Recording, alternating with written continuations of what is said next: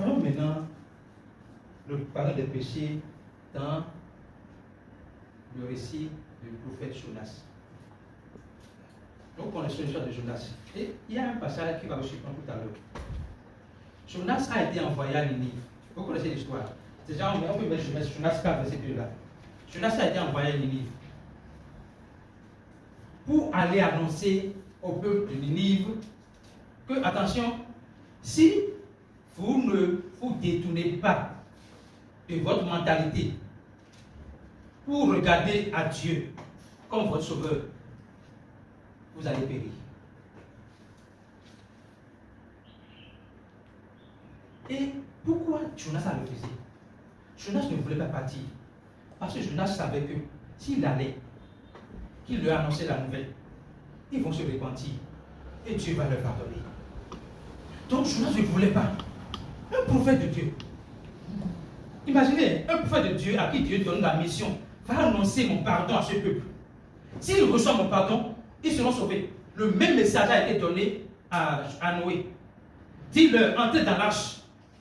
S'ils entrent, ils seront sauvés. Sodome et Gomorrhe, Lot, dis-leur, revenez à Dieu de tout votre cœur. Vous serez sauvés.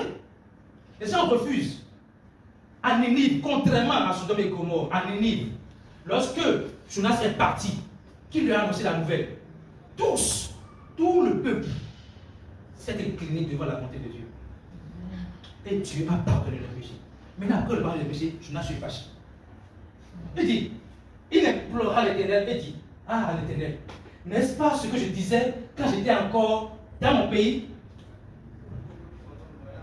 C'est que je voulais prévenir en fuyant à Tarsis, car je savais, répétez, je savais que tu es un Dieu compatissant et miséricordieux. Car je savais. Comment il savait que Dieu est miséricordieux et compatissant? Et lui ne veut pas que les gens reçoivent ce Dieu qui est compatissant et miséricordieux. Comment?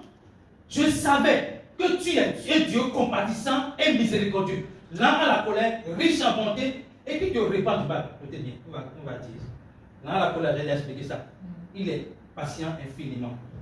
Dieu ne se répand pas. Parce que Dieu n'a jamais pensé faire du mal. Dieu ne se répand pas du mal parce qu'il n'a jamais pensé faire du mal. Il est lumière et il n'y a point de ténèbres en lui. Ce que le message veut dire ici, c'est que Dieu pardonne.